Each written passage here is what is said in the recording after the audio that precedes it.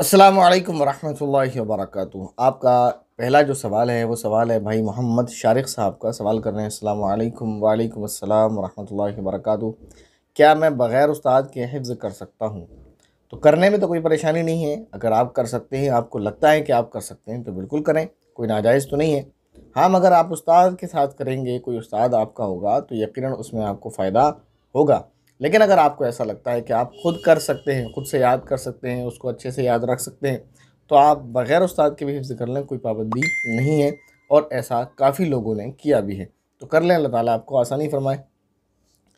इसके बाद सवाल है मोहम्मद अरहम का। सवाल कर रहे हैं, भाई मेरी माँ की तबीयत ख़राब रहती है, एक बीमारी जाती है तो दूसरी आ जाती है, हमारी माँ के सिवा हमारा कोई और सहारा नहीं है। खुदारा प्लीज़ कोई वजीफ़ा बता दें कि मेरी माँ की तबीयत ठीक हो जाए और उनकी उम्र लंबी हो जाए। तो वालिदैन के लिए जो दुआएं हैं कुरान करीम के अंदर, वो दुआएं आप अल्लाह से मांगें और उन्हीं कलिमात में अल्लाह ताला से दुआ करें। और वो आपको ना मिल सकें या वो आप आसानी से ना निकाल सकें, ना याद रख सकें, तो सबसे बेहतर यही है कि अल्लाह ताला से आप अपनी ही ज़ुबान में दुआ करें। अल्लाह ताला से दुआ करें, दिल से इखलास के साथ वालिदैन की खिदमत करें। और अल्लाह ताला से दुआ है कि अल्लाह ताला आपकी वालिदा को शिफ़ा फ़रमाए और जो भी उनको परेशानियाँ हैं उन तमाम परेशानियों से उनकी हिफाज़त फ़रमाए और जो बीमारी है उनसे शिफ़ा फ़रमाए। बहरहाल ये कि उनकी खिदमत करें, इंशाअल्लाह अल्लाह ताला आपकी वालिदा की जो है जो जो भी परेशानियाँ हैं अल्लाह ताला उसको दूर फ़रमाएँगे। इसके बाद सवाल है मिस्टर ख़ान का। सवाल कर रहे हैं, अस्सलामु अलैकुम मुफ़्ती साहब। वालेकुम अस्सलाम वरहमतुल्लाहि वबरकातुहू। मेरे 2 सवाल हैं। नंबर 1, क्या हम कब्रिस्तान में जाकर कब्र पर इंतकाल करने वाले के लिए दुआ भेज सकते हैं? जी बिल्कुल भेज सकते हैं, कोई पाबंदी नहीं है। जब आप घर से दुआ कर सकते हैं तो कब्रिस्तान जाकर भी दुआ कर सकते हैं। और कब्रिस्तान जाने का हुक्म भी नबी करीम सल्लल्लाहु अलैहि वसल्लम से मिलता है कि कब्रिस्तान जाना चाहिए, उससे मौत की याद ताज़ा होती है। तो मरने वाले के पास आप जाकर बैठेंगे तो उसको भी थोड़ा सुकून मिलता है, तो वहाँ बैठ कर आप इसाले सवाब बिल्कुल कर सकते हैं। दूसरा सवाल है, जब कोई इंसान किसी इंसान का इंतकाल हो जाता है तो क्या उनके इंतकाल के बाद उसके घर वालों को हर जुमेरात को मरने वाले के लिए खाने पर दुरूद लगवाना चाहिए?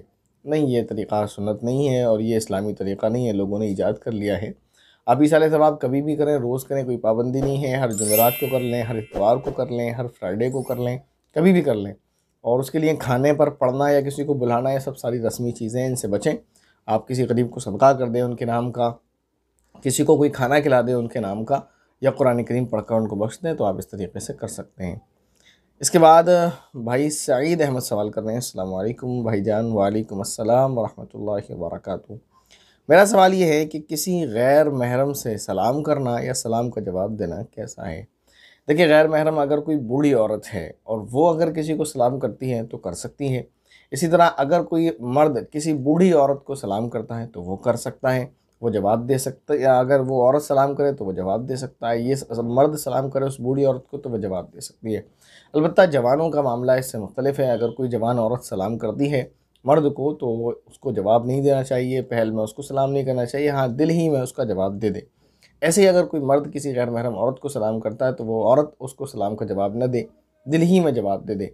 या ऐसे ही उसको सलाम ख़ुद से ना करे। तो ये बेहतर नहीं है कि आप उससे सलाम कलाम करें गैर महरम से। जो है ये एक बात अलग है, कोई मजबूरी है तो फिर मजबूरी के तहत तो फिर जो है हुक्म अलग है कि उससे, जैसे किसी मसलन आप किसी रास्ते पर हैं, आपको किसी से कुछ पूछना है, आप औरत हैं पूछने वाले और बताने वाला मर्द है, तो भी आपको पूछना पड़ेगा। तो जब बात करनी है, जब बात करने की गुंजाइश है ऐसी मजबूरी में, तो फिर सलाम करने की तो कोई ममानात नहीं है। तो आप सलाम करके उनसे कोई बात जो आप कहना चाहती हैं या वो जो आपसे पूछना चाहते हैं, तो ज़रूरत के वक्त तो इसकी गुंजाइश है। इसके बाद सवाल है भाई मोहम्मद आसिफ़ का। सवाल कर रहे हैं, अस्सलाम वालेकुम मुफ्ती साहब। वालेकुम अस्सलाम वरहमतुल्लाहि वबरकातुहू। नमाज में नियत किए बगैर तकबीर तहरीमा कहकर नमाज पढ़ना शुरू कर दी तो क्या नमाज हो जाएगी? बाद लोग नियत ये समझते हैं कि वो नियत के कलिमात कहे जाएँ कि नियत करता हूँ मैं 4 रकात नमाज वग़ैरह वग़ैरह, बहुत लंबी चौड़ी। और तो उसका इनका ये जो कहना है कि नियत किए बगैर तकबीर तहरीमा कहकर नमाज शुरू कर दी तो क्या नमाज हो जाएगी? अब आप सोचें, इसमें नियत का न होना कहाँ पाया गया? न होना, घर से आप निकले नमाज़ पढ़ने के लिए, वज़ू आपने किया नमाज़ पढ़ने के लिए, और सफ़ में आप आए नमाज़ पढ़ने के लिए, आपने हाथ उठाए दोनों नमाज़ पढ़ने के लिए, तकबीर तहरीमा आपने कही नमाज़ पढ़ने के लिए, तो नियत कहाँ नहीं पाई गई? नियत असल नाम है दिल के इरादे का। आपके दिल में ये नियत है कि मैं मसलन 4 रकात ज़ोहर की पढ़ने वाला हूँ तो ज़ोहर की 4 रकात आपकी बिल्कुल कबूल हो जाएंगी। तो इस वहम में ना पढ़ें कि मैंने बग़ैर नीयत की नमाज़ पढ़ी है। आपकी नमाज़ नीयत ही के साथ है, नीयत के बग़ैर नहीं है। तो बिल्कुल आपकी नमाज़ इस सूरत में हो जाएगी कि आप जो है दिल में आपके इरादा है और आप तकबीर तहरीमा कह कर नीयत बांध लेते हैं, आपकी नमाज़ बिल्कुल दुरुस्त हो जाएगी। इसके बाद भाई निसार अहमद सवाल कर रहे हैं, मुफ्ती साहब वज़ू में हर उज़्व को 3-3 बार धोना चाहिए। अगर 4 बार किसी उज़्व को धो लिया जैसे चेहरा या बाजू, तो उससे क्या वज़ू में कोई फ़र्क पड़ेगा? देखें, बिला उज़्र ऐसा करना मकरूह है, पानी की बर्बादी है और पानी को इस तरह बर्बाद करना ये गुनाह है और बिला वजह आपको 3 मरतबा करना सुन्नत है। 3-3 मरतबा करें। देखें 2 मरतबा करेंगे तो ये भी क्योंकि खिलाफ सुन्नत है, इसमें भी सवाब कम है। और जानबूझकर 4 मरतबा या 5 मरतबा करेंगे, ये भी खिलाफ सुन्नत है, इसमें भी फिर सवाब कम हो जाएगा और पानी जो बर्बाद होगा उसका गुनाह अलग होगा। तो लिहाजा 3-3 बार आप करें, यही सुन्नत है, इसमें सवाब है। हाँ, ऐसा होता है कभी कभी कि फ़ेस धोया 3 मरतबा लेकिन सूखा रह गया कहीं पर, या हाथों को धोया 3 मरतबा और रह गया कहीं पर सूखा, तो सूखा रह जाने की बिना पर 4 बार या 5 बार कर लें तो इसकी गुंजाइश है। लेकिन सिर्फ वहम में 4-4 दफ़ा 5-5 दफ़ा धोना ये दुरुस्त नहीं है और ऐसा नहीं करना चाहिए, वरना फिर अगर वहम में आप धो रहे हैं तो फिर आप धोते ही रह जाएंगे और मसला हल नहीं होगा। इसके बाद सवाल है भाई रियाज साहब का, सवाल कर रहे हैं, मुफ्ती साहब क्या खूबसूरती के लिए होंठ के नीचे के बाल जिसको छोटी दाढ़ी या दाढ़ी बच्चा कहा जाता है, इसको काट कर छोटा कर सकते हैं? ये बालों की बात हो रही है, क्या इन बालों का काटना जायज़ है? तो उसका जवाब ये है कि इन बालों का काटना जायज़ नहीं है, चाहे खूबसूरती के लिए कहें या किसी भी तरीके से। ये दाढ़ी पूरी जो है यहाँ से यहाँ तक, ऐसे ये भी दाढ़ी है, आप इस बाल को नहीं काट सकते। बहुत सारे लोगों को देखा है कि वो यहाँ उस तरह लगवा लेते हैं, यहाँ कैंची लगा देते हैं। तो जिसको बहुत से इलाकों में छोटी दाढ़ी या दाढ़ी बच्चा कहा जाता है, तो इन जो है बालों को काटना जायज़ नहीं है, बिल्कुल गुनाह है। जैसे दाढ़ी को और तरफ से काटना गुनाह है, इस तरफ से काटना भी गुनाह है।